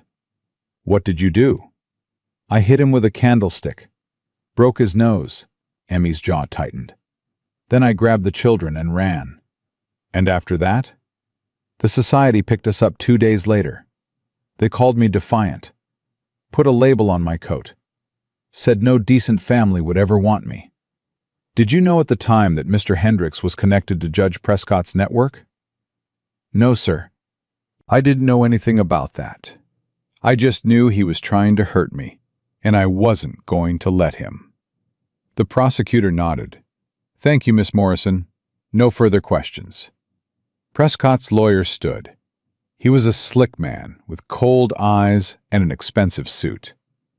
"Miss Morrison, isn't it true that you have a history of violent behavior?" "I have a history of protecting myself and my family." "Isn't it true that you attacked Mr. Hendricks without provocation?" Emmy's eyes blazed. "He came into my room in the middle of the night. He put his hands on me. That's provocation enough." "But you admit you struck first."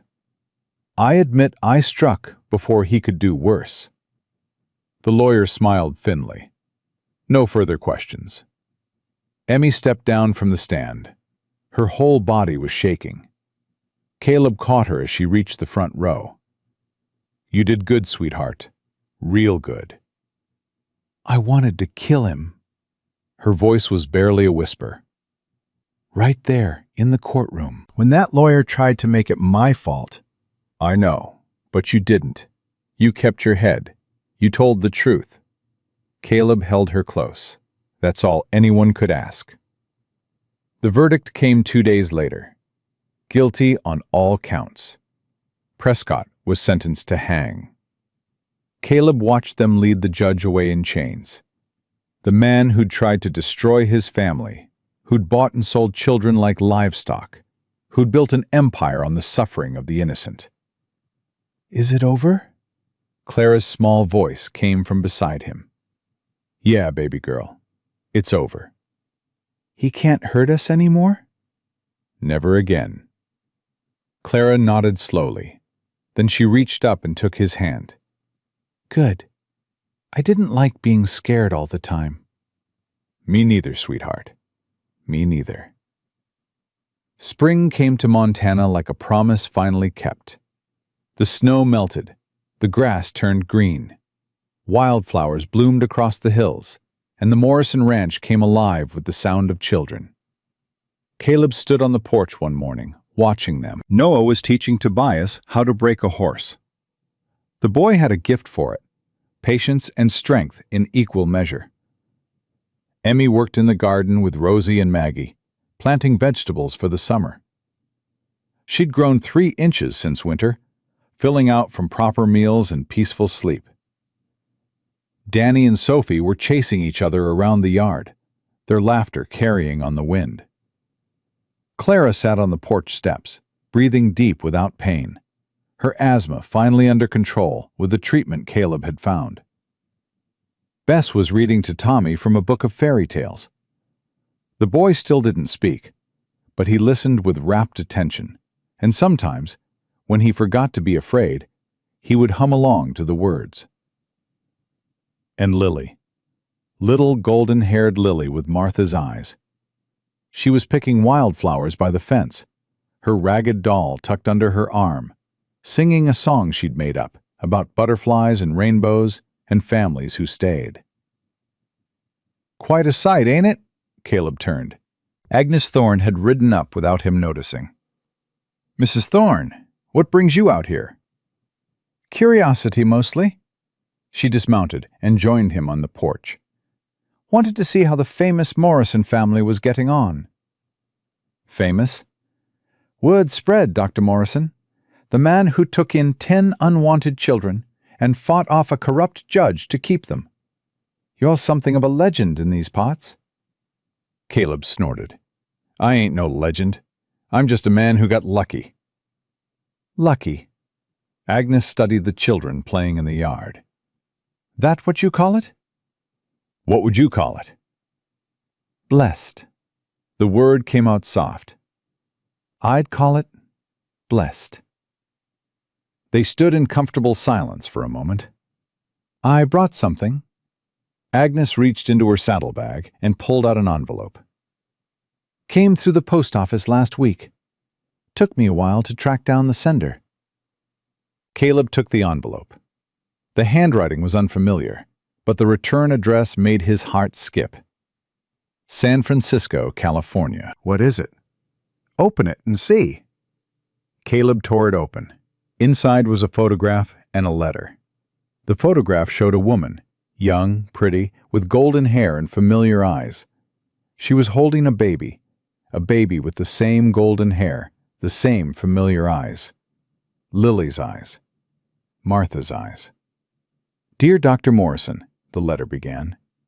"My name is Catherine Wells. I was a friend of Violet Morrison in San Francisco. I'm writing because I recently learned that Violet's daughter, Lily, was placed on an orphan train and is now living with you in Montana. Violet spoke of you often. She told me her sister Martha had married a good man, a doctor, who would take care of anyone who needed him. She said if anything ever happened to her, she hoped Lily would find her way to you. I'm writing to tell you that Violet didn't abandon her daughter. She was sick, consumption, and she knew she was dying. She put Lily on that train because she believed, with all her heart, that family would find her. Enclosed is the only photograph I have of Violet. I thought Lily should have it. With deepest gratitude, Catherine Wells." Caleb stared at the photograph, at Violet's face, so like Martha's, so like Lily's. "She knew," his voice cracked. "Violet knew Lily would find me. Seems that way. She put her daughter on a train across the country with no papers, no identification, just faith. Faith that family would find her." And family did. Agnes put her hand on his arm. "You found her, Caleb, just like her mama hoped." Caleb wiped his eyes. "I need to show Lily." "Go on, then. I'll watch the others." He found her by the fence, still picking flowers. "Lily, can you come here a minute?" She ran to him, her small face bright with joy. "What is it, Papa?" "I got something to show you." Caleb knelt down, bringing himself to her level. "Something important." "What?" He held out the photograph. Lily took it carefully, studied it. Her eyes went wide. That's Mama, my real Mama." "Yeah, sweetheart, it is." "And the baby? That's you, when you were tiny." Lily traced her mother's face with one small finger. "She's so pretty." "She was, just like you." "Where did you get this?" "A friend of hers sent it. A lady in California." Caleb paused. "She wanted you to know something, Lily. Something important." "What?" "Your mama didn't leave you because she wanted to. She was sick, really sick, and she knew she couldn't take care of you anymore." Caleb's voice roughened. "So she put you on that train and she prayed. She prayed that family would find you." Lily looked up at him with those eyes. Martha's eyes. Violet's eyes. And family did find me. You found me. Yes, sweetheart, I found you. Because Mama asked her sister to take care of me? And Aunt Martha... Lily stopped. She's in heaven now, right? With Mama? I believe so. Then they're together, and they're watching us. Lily pressed the photograph to her heart. They sent you to find me, Papa. Both of them. Together. Caleb couldn't speak. He just pulled her close and held on. I love you, Papa, Lily whispered. I love you too, sweetheart. More than anything in this world. Even more than biscuits?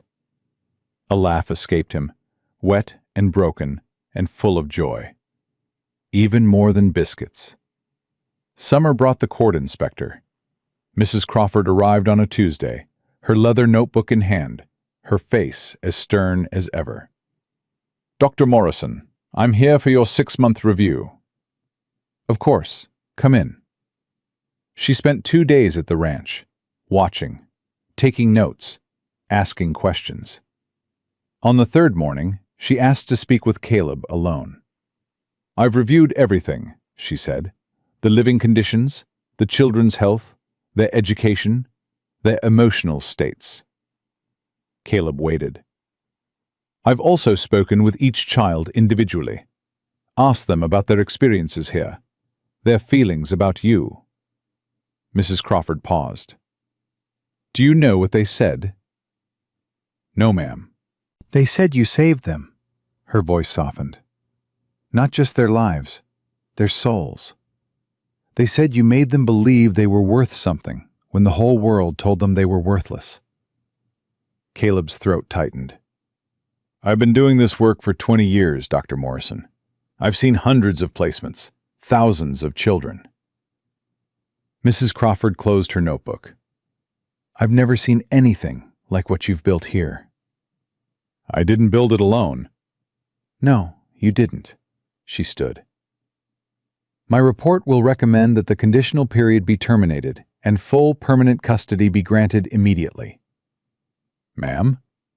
You heard me. These children are yours, Dr. Morrison, legally, officially, forever. She extended her hand. Congratulations. Caleb shook it, his hand trembling. Thank you. Don't thank me. Just keep doing what you're doing. She moved toward the door, then paused. One more thing. Yes? Emmy asked me to give you this. She handed him a folded piece of paper. She said she was too scared to give it to you herself. Caleb unfolded it. It was a letter, written in Emmy's careful hand. Dear Papa, I've been trying to write this for weeks. Every time I start, I tear it up because the words don't come out right. But Mrs. Crawford is leaving tomorrow, and I need you to know this before she tells you the news. I used to hate that word, Papa. It meant nothing but broken promises and men who left. My real pa walked out when I was 11. Every father figure after that did the same, one way or another. So when you asked me to trust you, I didn't. I couldn't. I kept waiting for you to leave, to give us back, to prove that you were just like all the others. But you didn't leave. You stayed. Through the fire and the bullets and the judge who wanted to destroy us. Through my anger and Noah's silence and Clara's sickness and Danny's pushing and all the 100,000 ways we tested you. You stayed. I don't know how to be a daughter. I've been a mother to these children for so long, I forgot how to be anything else. But you're teaching me. Every day, you're teaching me that it's okay to need someone, to trust someone, to let someone catch me when I fall. So I'm saying it now, in writing, because I'm too scared to say it out loud. Thank you, Papa, for choosing us, for fighting for us, for loving us when the world said we were unlovable. I love you. We all do. And whatever comes next, whatever the future brings, we're going to face it together. Your daughter, Emmy. Caleb read the letter 3 times. His tears blurred the words, but he didn't care. He found Emmy in the garden, pulling weeds with aggressive determination. "Emmy." She didn't look up. "Mrs. Crawford give you the letter?" "She did." "You probably think I'm stupid, writing all that sappy stuff." "I think you're the bravest person I've ever known." Emmy's hands stilled. "I think you've carried more weight than any child should ever have to carry. And I think," Caleb's voice broke, "I think I'm the luckiest man alive to have you as my daughter." Emmy finally looked up. Her eyes were wet. "You mean that?" Every word. She stood slowly, crossed to him, and for the first time, she was the one who initiated the embrace. "I love you, Papa," she whispered. "I love you too, Emmy. So much." They held each other in the garden, father and daughter, two wounded souls who'd found healing in each other. Fall came with golden leaves, and the first anniversary of the day Caleb had found them on the platform. He woke early, as he always did, and walked to Martha's grave. The children found him there an hour later, all 10 of them, standing in a solemn row. "We wanted to come," Emmy said, "to say thank you. To her." One by one, they approached the grave. Lily placed her mother's photograph beside the headstone. "Now you and Mama can be together." All 3 of us. Danny laid down a wooden figure he'd carved, a man surrounded by children. "That's you, Mr. Caleb, and us. A family." Tobias bowed his head. "In my father's culture, we honor the ancestors who made our lives possible. Mrs. Morrison, you made this life possible. We honor you." Rosie sang a soft hymn, her voice sweet and clear. Clara recited a prayer she'd written herself. Noah spoke for the first time without prompting at the grave. "I never knew what a mother's love felt like, but I think you sent him to show us. All of us. Thank you." Maggie and Sophie placed matching ribbons on the stone. Bess whispered something too quiet to hear. And Tommy, who had never spoken a word in all the months Caleb had known him, stepped forward. He stood at the grave for a long moment. His lips moved. No sound came out. Then, soft as a breath, "Thank you." Everyone froze. "Tommy?" Caleb's voice was hoarse. "Did you just—" "Thank you," Tommy said again, louder this time. For him. For family." He turned to Caleb, and for the first time he smiled. A real smile, bright and trusting and full of wonder. "Papa!" Caleb fell to his knees. "Tommy! Oh, son! Oh, Tommy!" The boy ran to him, and Caleb caught him, held him, pressed his face against that small shoulder, and wept. "You talked. You finally talked." Wanted to, couldn't. Too scared. Tommy's voice was rusty, halting, like an instrument that hadn't been played in years. Not scared now. Safe now. Home. "Yeah, buddy, you're home. You're safe, and you never have to be scared again."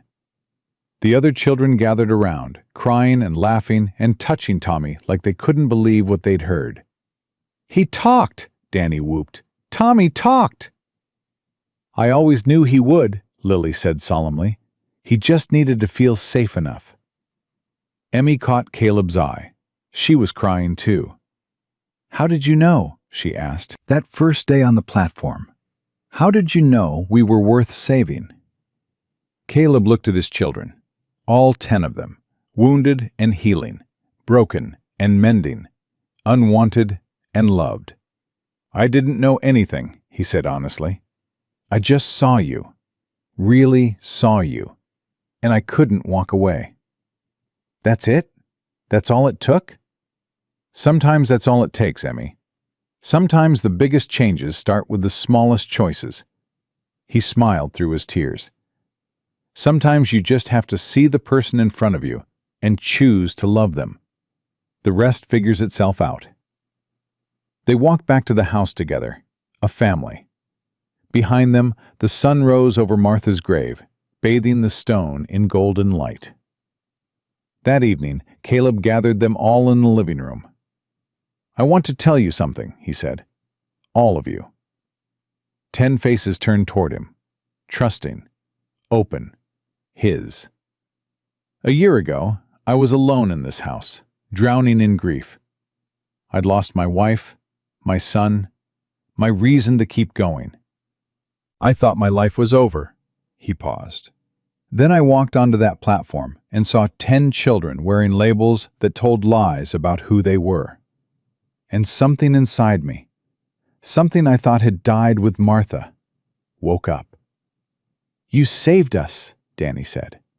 "No," Caleb shook his head firmly. "You saved me, every single one of you, by needing me, by trusting me, by giving me a reason to wake up in the morning." He looked at each of them in turn. "Emmy, you taught me that strength isn't about never breaking. It's about breaking and getting back up." Emmy wiped her eyes. "Noah, you taught me that silence doesn't mean you have nothing to say. Sometimes it means you're waiting for someone safe enough to listen." Noah nodded, his jaw tight. "Tobias, you taught me that family isn't about blood or birthplace. It's about choosing each other, every day." Tobias bowed his head. "Danny, you taught me that pushing people away is just another way of asking them to stay." Danny sniffled loudly. "Rosie, you taught me that what the world calls simple is often just different, and different is beautiful." Rosie beamed. "Clara, you taught me that the strongest spirits often live in the smallest bodies." Clara pressed herself against his side. "Maggie, Bess, Sophie, you taught me that quiet love is still love, that watching and waiting and hoping is its own kind of courage." The 3 girls huddled together, tearful and smiling. "Tommy, you taught me that healing can't be rushed, that trust is earned in silence before it's spoken aloud." Tommy climbed into his lap and pressed his face against Caleb's chest. "And Lily," Caleb's voice broke, "you taught me that Martha is still with me, that love doesn't end with death, that family has a way of finding each other, no matter how far apart they start." Lily crawled up beside Tommy. "I love you, Papa." "I love you too, sweetheart. All of you." Caleb pulled them close. "You're my children now, not because of papers or courts or blood. Because I chose you. Because you chose me. Because that's what family means." Emmy stood.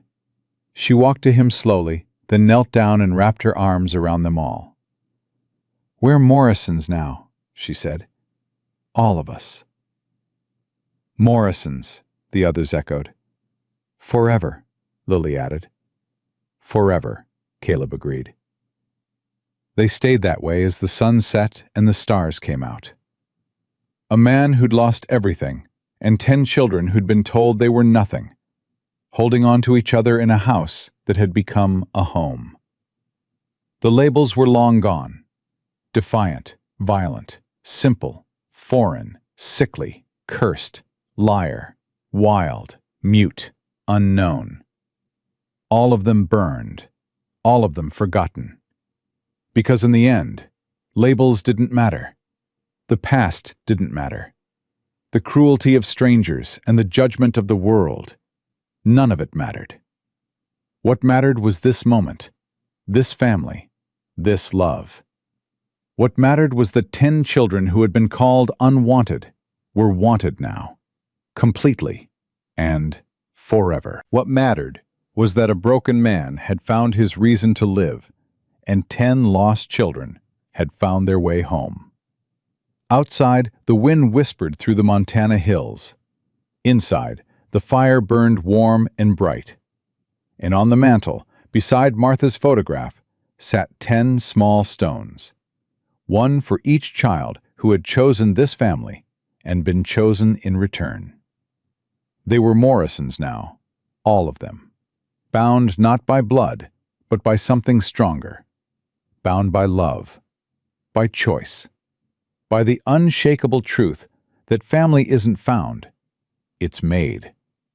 And the family Caleb Morrison had made would last forever.